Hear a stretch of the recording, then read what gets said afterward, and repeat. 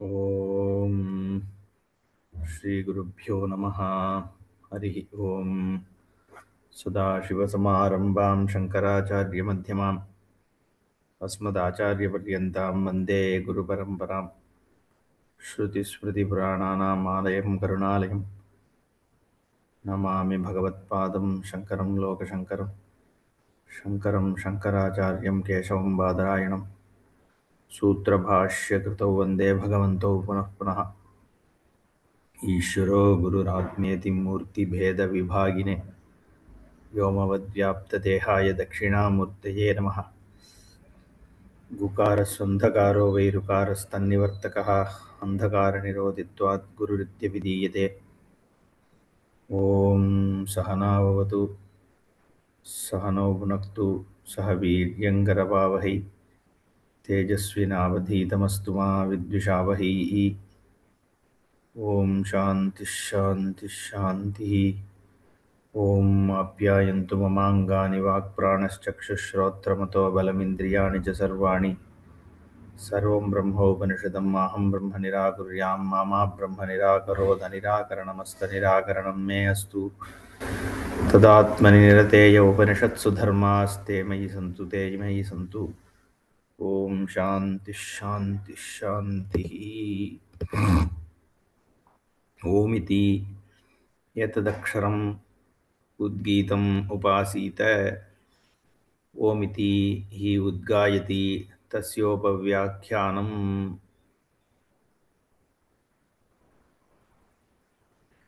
உபனிஷத்துகளில் பிரதானமாக பரம்பிரம்மத்தினுடைய ஸ்வரூபத்தை காண்பிக்கக்கூடிய பிரமாண வாக்கியங்கள் இருக்கு. பிரமாகரணம் பிரமாணம், அனதிகதம் அபாதிதம் பிரமாகரணம். ஒரு பிரமாணத்தினுடைய பிரவிற்த்தி ஸ்கோப், அந்த ஸ்கோப்பு, ஒரு பிரமாணத்தினுடைய ஸ்கோப்பு செல்ஃப் சஸ்டெயின்டு, ஸ்வதஹா ஏவ பிரமாணம். அதனால தான் அனதிகதம் அபாதிதம். அதிகதம்னா ஒரு பிரமாணம் பண்ற வேலையை இன்னொரு பிரமாணம் பண்ணிட்டுனா அதுக்கு அதிகதம்னு பேர். அப்படி பண்ணாது, அதனால அது அனதிகதமா இருந்தாதான் பிரமாணம்.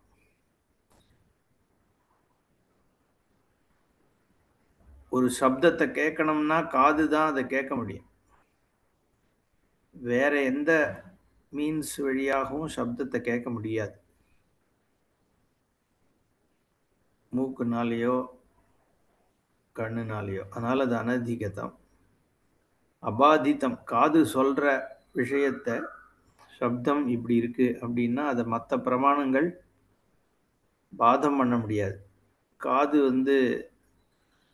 இப்போ பட்டாசு வெடிச்சதை கேட்டுது, ஆனால் கண்ணில் பார்க்குற விஷயம் அந்த சப்தம் இல்லைன்னு சொல்லுது அப்படின்னு பண்ண முடியாது.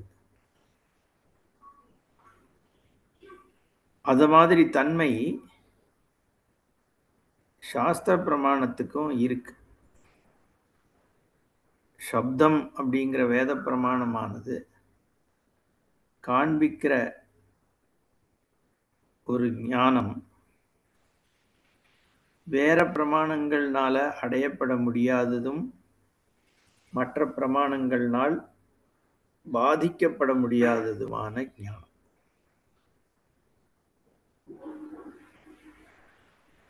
அதனால நம்ம ப்ரூவும் பண்ண முடியாது.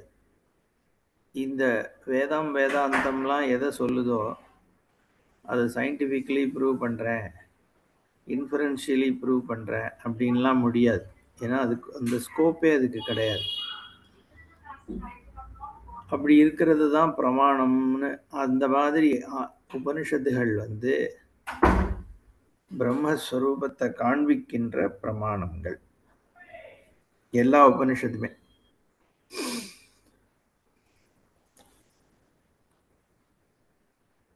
ஆனாலும் அந்த பிரமாணம் தன்னுடைய வேலை பண்ணணும்னா பிரமேயத்தில் எப்பவுமே பிரச்சனை கிடையாது. பிரமேயம்னா எதை பிரமாணம் காண்பிக்க போகிறதோ அது இங்கே பரம்பிரம்ம. அந்த பரம்பிரம்ம வஸ்துவை பொறுத்த வரைக்கும் அதில் ஒரு பிரச்சனை இல்லை. அது இருந்துட்டு தான் இருக்குது. அதனுடைய சுரூபமாக தான் இருக்குது. பிரமேயத்தில் பிரச்சனை கிடையாது. யார் பிரமாத்தாவாக இருந்தாலும் பிரமேயத்தில் பிரச்சனை கிடையாது. ஒரு ஞானம் கிடைக்காம போகிறதுக்கு என்ன என்ன காரணங்கள் இருக்கலாம் அப்படின்னு பார்க்க போனோம்னா பிரமேயத்தில் பிரச்சனை இல்லை. பிரமாணம் என்று சொல்லப்படுகின்ற இந்த உபனிஷத்துகள்லையும் எந்த பிரச்சனையும் இல்லை. எத்தனையோ பேருக்கு அது ஞானத்தை கொடுத்துன்னு இருக்கு. அப்போ பிரதிபந்தம் எங்க வர முடியும்? பிரமாத்தா கிட்ட மட்டும்தான் பிரதிபந்தங்கள் வரும். 4 பேர்கிட்ட ஒரு விஷயத்தை சொல்லும் பொழுது எல்லாரும் ஒரே மாதிரி அதை ரிசீவ் பண்ண முடியறதில்லை. எல்லாருக்கும் ஞானம் ஒரே மாதிரி ஒரே சமயத்தில் ஏற்பட போறதும் இல்லை.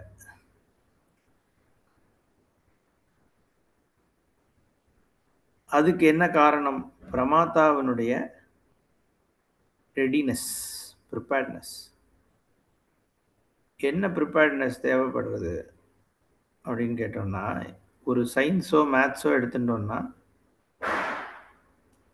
அங்கே ப்ரிப்பேர்ட்னஸ் இன்டெலெக்சுவல் ப்ரிப்பேர்ட்னஸ் மட்டும்தான். அதுக்கான குவாலிஃபிகேஷன் தேவைப்படுது. வேற இங்கே ஆத்மவஸ்து உன்னுடைய தரிசனம் ஏற்படணும்னா இன்டெலெக்சுவல் ரெடினஸ் மட்டும் இல்லை, மோர் தேன் தட் எமோஷனல் ரெடினஸும் தேவைப்படுது. நம்மளுடைய ராகத்வேஷங்கள் நம்ம எவ்வளோக்கு எவ்வளோ நம்மளுடைய அகங்காரம் சொலிடிஃபைடாக இருக்கோ அவ்வளோக்கு அவ்வளோ இந்த சாஸ்திர திருஷ்டி கஷ்டமாகிறது. ஏன்னா அது ஃபால்சிஃபை ஆகணும் இல்லையா? என்னுடைய அகங்காரம் ஃபால்சிஃபை ஆனால் தான் இந்த சுரூப தரிசனம் ஏற்பட முடியும். அப்போ இந்த காரணங்கள்னாலெல்லாம் பிரதிபந்தம் ஏற்படுறது. ஏதோ ஒரு பிரதிபந்தம். எது என்னங்கிறது ஒரு பர்சன் பொறுத்து இருக்கு. சிலது நமக்கு எக்ஸ்பிளிசிட்டாக தெரியும், சிலது தெரியாது. இந்த காரணங்களால் தான் ஒரு ஞானம் ஒருத்தருக்கு ஏற்படுறது, பாதிக்கப்படுறது. அப்போ அந்த ஞானத்தை ஏற்படுத்துறதுக்காக இந்த ப்ரிப்பரேஷன் அவசியமாகிறது. அந்த காரணங்கள்னால தான் இந்த உபாசனை ஒரு முக்கியமான விஷயமாக உபனிஷத் சொல்றது. அதுக்கு முன்னாடி சொல்லப்பட்ட கர்மகாண்டங்கள்லையும் கர்ம யோகம் அப்படிங்கிறதும் ப்ரிப்பரேஷன் தான். ஆனால் அந்த ப்ரிப்பரேஷனில் கர்மா, காய்க கர்மா, வாச்சிக்க கர்மா எல்லாம் பண்ண வேண்டியிருக்கு. கர்ம யோகம்னு சொல்லும் பொழுது வைதிகமான நித்திய கர்மாக்கள், நைமித்திக கர்மாக்கள், அப்புறம் லௌகிக கர்மாக்கள் எல்லாத்தையும் அனுஷ்டிக்கும் பொழுது நம்மளோட ஆட்டிடியூட் அதுதானே கர்மயோகம். ஈஸ்வரார்ப்பண புத்தி தான் கர்மயோகம். பட் அங்கே வெறும் மானச வியாபாரம் கிடையாது, ஃபிசிக்கல், வர்பல் எல்லாம் இருக்கு அங்கே. இந்த உபாசனங்கள் என்பவை மானசீகமானவை, மனோவிருத்தின்னு அதனால தான் சொன்னார். அதனால உபாசனங்கள் இங்க உபனிஷத்துகள் சொல்ற உபனிஷத்துகளுக்குள்ள பிரம்மஸ்வரூபத்தை காண்பிக்கிறதுக்கு முன்னாடி இந்த உபாசனங்கள் சொல்லப்படுகின்றன. அது வரைக்கும் பார்த்தோம். ஓம் இதி ஏதத் அக்ஷரம் உத்கீதம் உபாசித. உபாசித்தனே நேரடியாக சொல்லிடுது. ஏன்னா இது உபாசனை தானா, ஞானம் காண்பிக்கப்படுறதா, கர்மாவை சொல்லுதா அப்படிங்கிற இது தேவையில்லை. உபாசித்த அப்படின்னு சொல்லுது ஸ்ருதி.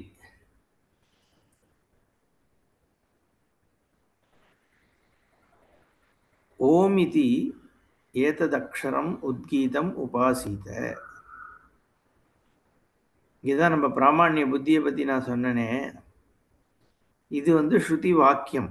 ஓமித் ஏததக்ஷரம் உத்கீதம் உபாசிதங்கிறது ஸ்ருதி வாக்கியம். ஸ்ருதினா வேதம். வேதத்தை பொதுவாக நம்ம ஸ்ருதி ஸ்மிருதின்னு பிரிக்கிறோம். ஸ்ருதினா ரிஷிகள்னால் கேட்கப்பட்டவை, அதனால்தான் ஸ்ருதம்னே பேர். மந்திரங்கள், பார்க்கப்பட்ட மந்திரங்களுக்கு ஸ்ருதி. அதுல அந்த பார்த்ததை நினைத்து கொண்டு அதுக்கு அனுகூலமான மற்ற விஷயங்களை ரிஷிகளா எழுதினதுக்கு ஸ்மிருதின்னு பேர். அதுக்கு பௌருஷேயம், புருஷனுடைய புத்தியினால் பண்ணப்பட்டது. ஸ்ருதி அபௌருஷேயம்.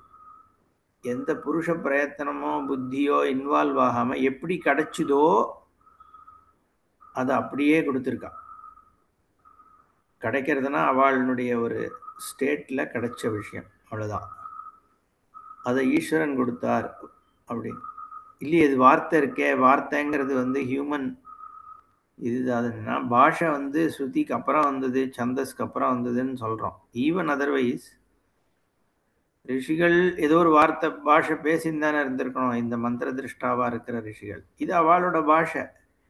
ஆனா அந்த கிடைச்ச விஷயம்ங்கிறது ஒரு தத்துவம் தானே கிடைக்கிறது. வார்த்தைகள் இவாளோடதா இருக்கலாம். அந்த அவளுக்கு கிடைச்ச தர்சனத்தை தானே அவள் வார்த்தையில போடுறா. அப்படிங்கிறதுனாலையும் அதனாலதான் ஒரே வஸ்து, ஒரே விஷயம் வெவ்வேறு ரிஷி வெவ்வேறு வார்த்தையினால சொல்றார். பரம்பிரம்மே ஒருத்தர் பிரம்மங்கிறார், ஒருத்தர் ஹரிங்கிறார், ஒருத்தர் இந்திரஹான்றார். இந்திரோ புருரூபையதே அப்படின்னு, மாயாபிகி புருரூபையதே. அங்க இந்திரஹான்னா பிரம்மம், ஆத்மா எப்படியோ சொல்லப்படுறதே. வருணன் இப்படிங்கிற பேர்லாம் சொல்லுது. அக்னி அங்க ஏன்னா எந்த ரிஷி அதுக்கு எந்த வார்த்தையை பிரயோகம் பண்ணாருன்றது மாறலாம். அதுக்கப்புறம் எல்லாத்தையும் சேர்த்து வேதவியாசர் அங்கங்க இருக்கிற ரிஷிகள் அவளுடைய பின்னாடி வந்தவாழ்கிட்டேந்து இதை கலெக்ட் பண்ணி நமக்கு தொகுத்து கொடுத்தார். அப்போ இந்த ரிஷிகளுக்கு கிடைச்சது இது. அப்படிங்கிற பொழுது அபௌருஷயமா இருக்கிறதுனால இது ஈஸ்வரனுடையதாகவே தான் நம்ம பார்க்கறோம். அதனால இப்ப ஸ்ருதி உபாசித்தன்னு சொன்னா உபாசித்த தான். அந்த பிராமான்ய புத்தி, அதுதான் பிராமான்ய புத்தியினுடைய ஆரம்பம். அது என்ன சொல்றதோ அது இப்படி சொல்லிடுதா, அப்புறம் அதுக்கு மேல ஒன்றும் கிடையாது. அதே மாதிரி அது என்ன சொல்லுதுங்கிறத நம்ம புரிஞ்சுக்கிறதுக்கும் ஹானஸ்டா புரிஞ்சுக்கணும். நம்ம ஒரு நோஷனை வச்சுட்டு அதை ஸ்ருதிக்கு மேல திணிக்க கூடாது. ஓப்பன் மைண்டடா ஸ்ருதி என்ன சொல்லுது அப்படிங்கிறத ஆப்ஜெக்டிவாக பார்க்கிற புத்தி, அதுதான் பிராமணிய புத்தியினுடைய லட்சணம். ஒரு குரு ஒரு விஷயத்த சொல்றார், அதுல ஸ்ரத்த இருக்குன்னா என்ன அர்த்தம்? குரு சொல்ற வார்த்தை ஒரு விஷயம் நம்மளோட ஏற்கனவே அதை பத்தி நமக்குன்னு ஒரு அபிப்பிராயம் இருக்கும் இல்லையோ, அதுக்கு அலைண்டா இருந்ததுன்னா நமக்கு எப்பவும் பிரச்சனை கிடையாது. அலைண்டா இல்லாத பொழுது நம்ம குருவனுடைய வார்த்தைக்கு பெனிஃபிட் ஆஃப் டவுட் கொடுத்து கேட்டுக்கிறோமா, இல்ல அதை மட்டும் இக்னோர் பண்ணிட்டு வேற எதையா கேட்டுக்கிறோமா, இல்ல அது தப்புங்கிறதுனால இவர்கிட்ட கோச்சின்னு எழுந்து போயிடுறோமா, இதெல்லாம் தான் ஸ்ரத்தையினுடைய ஒரு பரிமாணங்கள்.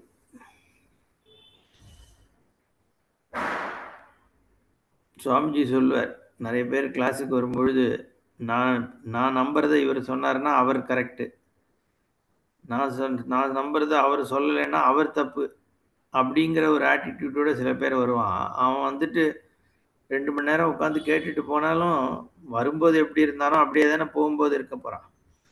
அவனோட திங்கிங்கை ராட்டிஃபை பண்றதுக்காக வர்றது. அப்படி இல்லாம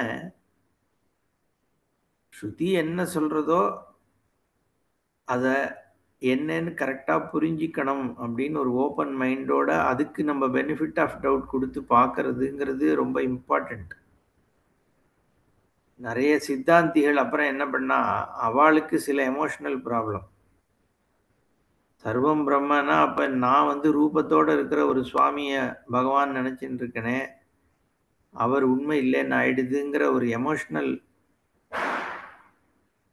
சேலஞ்சினால அவ என்ன பண்ண ஆரம்பிச்சிட்டான்னா, ஸ்ருதி வாக்கியங்களை அவளுக்கு ஏத்த மாதிரி ட்விஸ்ட் பண்ணணும்னு ஆயிடுத்து. அப்ப ஸ்ருதியில இருக்கிற ஸ்ரத்த போயிடுது இல்லையோ.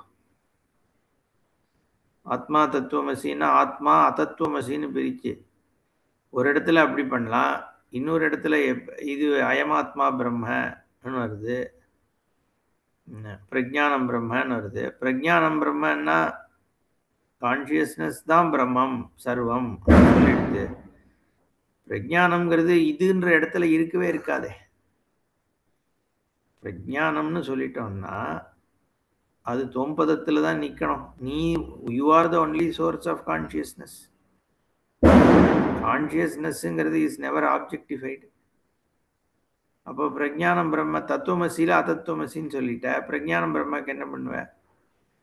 அப்புறம் இதெல்லாம் வேதத்திலேயே இல்லை, இது வந்து அப்புறம் இன்டர்வியூட்ஸு யாரோ பின்னாடி பண்ணது அப்படி இப்படின்னு சொல்லி பிராமணிய புத்தியை சிதைக்கிற அளவுக்கு போயிடுறது.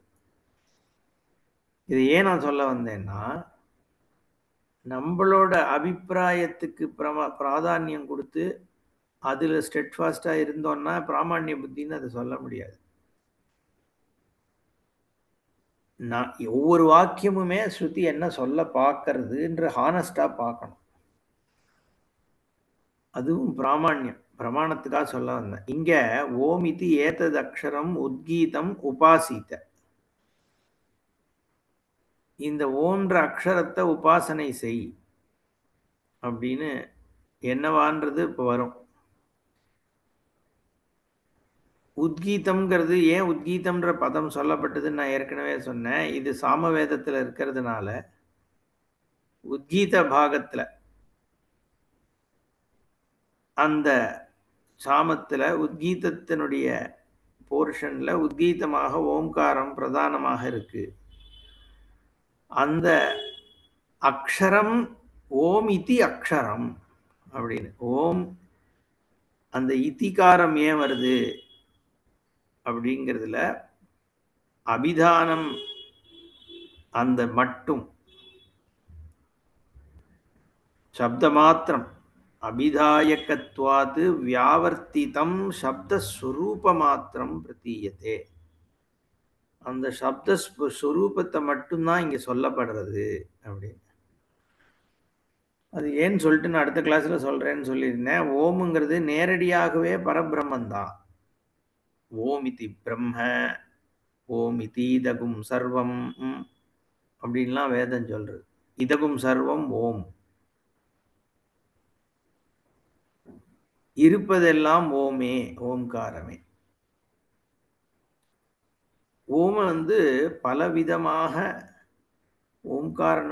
ஓம்காரத்தை பற்றிய விஷயங்கள் சொல்லப்படுறது.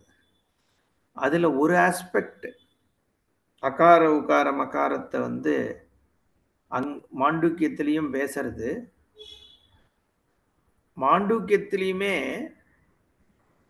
உபாசனை பண்றதுக்கு அகார உகார மகாரம் எடுத்துக்கொள்ளப்படுறது. இது நீ பார்க்கக்கூடிய இந்த வேக்கன்ட் ஸ்டேட்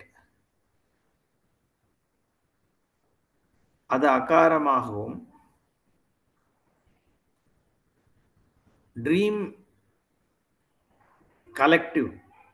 கலெக்டிவ்னா சமஷ்டி, வேக்கன்ட் ஸ்டேட்லையும் சமஷ்டி, அதுக்கு விஸ்வன் விராட் அப்படின்னு சொல்லுது. அப்புறம் சொப்பனத்தை தைஜசம் ஹிரண்ய கர்ப்பன், அந்த சமஷ்டி அதை வந்து உக்காரமாகவும், காரண சரீரமாக இருக்கக்கூடிய டீப் ஸ்லீப் ஸ்டேட்ல இருக்கிற பிராக்ஞன் அதனுடைய சமஷ்டி ஈஸ்வரனை வந்து மகாரமாகவும் நீ உபாசி அப்படின்னு அங்க சொல்லுது. உபாசனையாக ஓம்காரம் பலவிதமாக எடுத்துக்கொள்ளப்படுறது உபாசனைக்காக. அது மட்டும் இல்லாமல் ஓம்காரமே பிரம்மம்னு சொல்லுது. ஏன்னா இங்க பார்க்கக்கூடிய வஸ்துக்கள் எல்லாம் இருக்கே, நம்மளுடைய உலக அனுபவம், இந்த அனுபவம்ங்கிறது உலகம்ன்றது என்ன? உலகம்ன்றது ஒரு அனுபவம். நமக்கு ஏற்படுற அனுபவம் தான் உலகம். உலகத்துக்குள்ள நமக்கு அனுபவம் ஏற்படுறதுன்னு நம்ம சொல்றோம். ஆனா உலகமே ஒரு அனுபவம் தான். சூரியன் இருக்காருன்னா சூரியன் இருக்காருன்ற ஒரு அனுபவம். Sun consciousness, moon consciousness, earth consciousness, mountain கான்ஷியஸ்னஸ்னு மாறி மாறி சீரீஸ் ஆஃப் அனுபவங்கள் போயிட்டே இருக்கு. அந்த சீரீஸ்ன்னு ஏன் சொல்றோம்னா, டைமும் ஒரு அனுபவமா இருக்கு, ஸ்பேஸும் ஒரு அனுபவமா இருக்கு, அதுக்குள்ள இருக்கிற ஆப்ஜெக்ட்ஸ் அனுபவம், எல்லாமே ஒரு experience of collection of experiences தானே உலகம்னு நம்ம சொல்றது. அப்போ அது எல்லாம் ஒரு set of experiences on my awareness. அதுக்கு ஒவ்வொன்றும் அப்படின்னா அதுல கண்டென்ட்டா என்ன இருக்குன்னா சைதன்யம் தான் இருக்கு. அப்போ எனக்கு மவுண்டன்னு தெரியறதே, சன்னுன்னு தெரியறதே, அதெல்லாம் என்னன்னா வெறும் நாம மாத்திரம். ஏதோ ஒரு ரூபம் இருக்கு, அதுக்கு ஒரு பெயர் இருக்கு.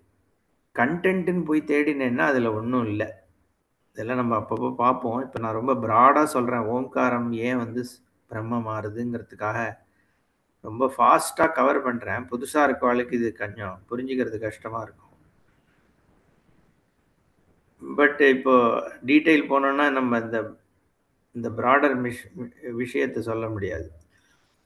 அதனால ஓரளவு புரிஞ்சுப்போம், போக போக புரியும். இப்போ எல்லாமே வெறும் நேம் அண்ட் ஃபார்ம் தான் அப்படின்னு வேதமே சொல்றது. வாச்சாரம்பணம் விகாரஹா நாமதேயம் மிருத்திகா இத்யேவ சத்தியம். இதே உபனிஷத் தான் சொல்லுது பின்னாடி. எல்லாமே நேம் அண்ட் ஃபார்ம் தான், கண்டென்ட் ஒரே சுரூபம் தான், ஆத்மா தான் அப்படிங்கிறது அது காண்பிக்க போகுது. அப்போ எல்லாம் நேம் அண்ட் ஃபார்ம் தான் அப்படிங்கிற பொழுது எல்லாம் நேம் தான், நாம மாத்திரம். ஃபார்முங்கிறது நம்ம சொல்றோம், நாம ரூபம்னு சொல்லி இருக்கிறதுனால. நாங்க வாச்சாரம்பரம் விகாரஹா நாமதேயம் மட்டும்தான் சொல்லுது, நாம மாத்திரம். ஸோ இருக்கிறது எல்லா எக்ஸ்பீரியன்ஸ்ன்னு நான் சொன்னேனே, அதெல்லாம் வெறும் நேம்ஸ் தான், நாமந்தான். அந்த கரஸ்பாண்டிங் நாமத்துக்கு ஏதோ ஒரு எக்ஸ்பீரியன்ஸ் எனக்கு இருக்கு. மவுண்டன்ற ஒரு எக்ஸ்பீரியன்ஸ் கிடைக்கிறது. பட் மவுண்டன்றது வெறும் நாமம் தானே. அப்போ உலகம் முழுக்க என்னவாக நம்ம ரெடியூஸ் பண்ணிடலாம்னா, ஒரு set of names and some corresponding experiences நேம்ஸால சொல்றோம் நம்ம. அப்போ எல்லாமே நேம்ஸ் தான், நாமங்கள் தான். நாமங்கள் எல்லாம் அப்போ நம்மளோட அனுபவம் முழுக்க, உலகம் முழுக்க நீ பிரம்மம்னா என்ன, எல்லாம் பிரம்மம்னு சொல்றோம். அப்ப எல்லாம் பிரம்மம்னா அந்த எல்லாம்ங்கிறது என்ன, வெறும் நேம்ஸ் தான். எல்லா நாமங்களும் பிரம்ம. ஓகே, எல்லா நாமங்கள் அப்படிங்கிறது, நாமம்ங்கிறது என்ன, வெறும் சவுண்ட்ஸ் தானே.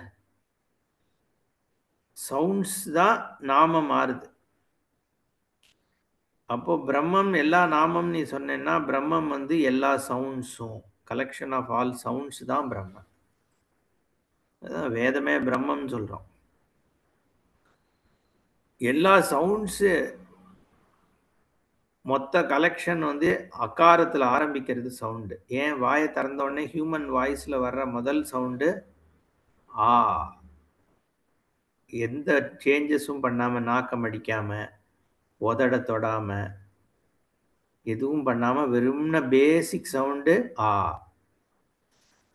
வாயை மூடின உடனே வரக்கூடிய ஒரே சவுண்டு ஸோ எல்லா சவுண்ட்ஸ் ஹியூமன் பெர்ஸ்பெக்டிவ்லேருந்து பார்த்தோம்னா அகாரத்திலேருந்து ஆரம்பிச்சு உம்மில் போய் முடிஞ்சு போயிடுது.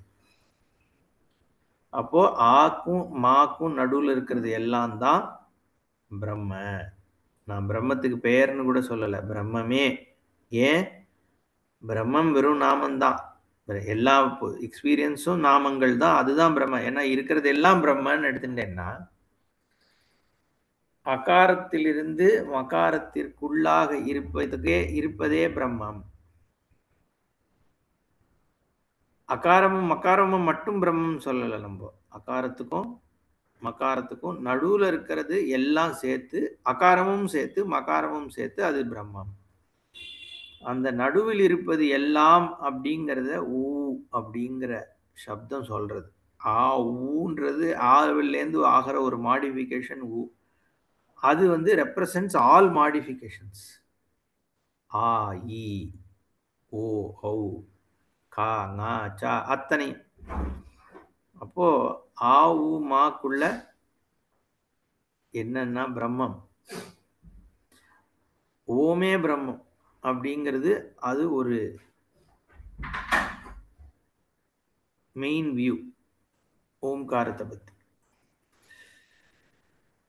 அதனாலதான் எந்த ஒரு மந்திரம் சொன்னாலும் எது சொன்னாலும் ஓம்காரத்தோட சேர்த்து தான் சொல்றோம். இன்ஃபேக்ட் நம்ம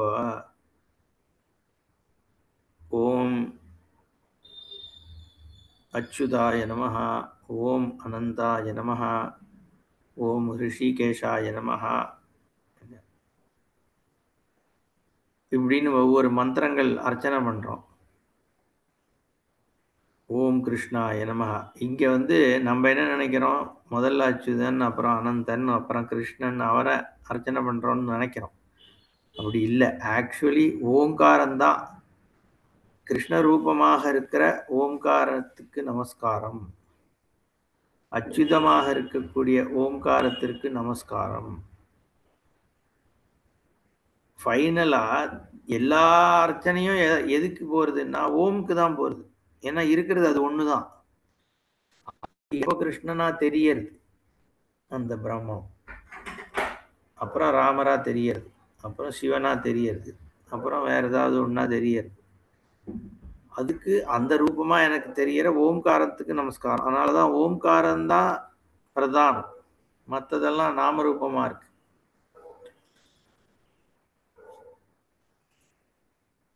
இங்க அந்த ஓம்காரத்தை அப்படி பார்க்கல. ஏன்னா இது உபாசன கட்டம். உபாசனையை சொல்ல வரும் பொழுது ஓம்ங்கிற சப்தம் மட்டுமே எடுத்துக்கொள்ளப்படுறது. சப்தஸ்வரூப மாத்திரம் பிரதீயத்தே. ஏன் இப்போதைக்கு உனக்கு பிரம்மம் அதெல்லாம் வந்து புரியறதுக்கு முன்னாடி கட்டம். இங்க அந்த ஓம்காரத்துல வந்து நான் உனக்கு சில உபாசனைகளை சொல்றேன். நீ ஓம்காரத்துல அதை உபாசி. ஏன் ஓம்காரத்துல உபாசிக்க சொல்றது வேதம்? ஃபைனலி ஓம் தான் பிரம்மன்னே அது சொல்ல காண்பிக்க போறது. ஒரு ஒரு ஆல்டார் ஆஃப் வர்ஷிப்பை வந்து வேதம் கொடுக்கறதுன்னா அது பிரம்மம்னு தெரியும் பொழுதும் அந்த ஆல்டார் உனக்கு ஆல்டாரா இருக்கணும். இப்போதைக்கு இதை வச்சுக்கோ, அப்புறம் இதை தூக்கி போட்டு வேற ஆல்டார் வச்சுக்கோன்னா அது சரியா வராது. அதனாலதான் வந்து ரூபங்கள்லாம் வந்து நம்ம வர்ஷிப் பண்ற ரூபங்கள் கூட ஸ்ருதி சம்மதமான ரூபங்களை எடுத்துக்கும் பொழுதுதான் தே கோ ஆல் த வே. முதல்ல வந்து இவர் எங்கேயோ கைலாசத்துல உட்கார்ந்துருக்கார், இவர் எங்கேயோ வைகுண்டத்துல படுத்துட்டு இருக்கார், இவர் எங்கேயோ சத்தியலோகத்துல 4 தலையோட இருக்கார், இவர் கையில வேலை வச்சு நிற்கிறார் அப்படின்னு பார்க்கப்படக்கூடிய ஆல்டார்ஸ் ரூபங்கள் பரபிரம்மத்தினுடைய ஞானம் ஏற்பட்ட அப்புறம் ஓ பிரம்மத்தினுடைய இந்த ஒரு தன்மை தான் இப்படி ரூபமாக சொல்லப்படுறது அப்படின்னு புரிஞ்சதுக்கு அப்புறமும் அந்த ரூபம் இஸ் ஸ்டில் ரெலவெண்ட். அதனால அதையே ரூபம் மனுஷ ரூபம் கொடுத்து இப்ப இங்க இப்போ உபாசனை பண்ண சொல்லுது புராணம். அந்த மாதிரி இங்க எந்த ஓம்காரம் பிரம்மமோ அதை நீ இப்ப அக்ஷரமாக எடுத்துட்டு அதுலயே நீ உபாசனம் பண்ணு. உபாசனம் பண்றதுன்னா என்னன்னு நம்ம சொல்லுவோம், அது வருவோம். பட் இந்த சவுண்டை மட்டும் யூஸ் பண்ணிக்கோ அப்படின்னு இங்க அதனால தான் இதிங்கிற பதம் சொல்லப்படுறதுன்னு பாஷ்யம். மேல நாளைக்கு பார்ப்போம். ஓம் பூர்ணமதః பூர்ணமிதம் பூர்ணாத் பூர்ணமுதச்யதே பூர்ணஸ்ய பூர்ணமாதாய பூர்ணமேவாவசிஷ்யதே. ஓம் சாந்தி ஷாந்தி ஷாந்திः. ஹரிः ஓம் ஸ்ரீ குருभ्यो நமः. ஹரிः ஓம்.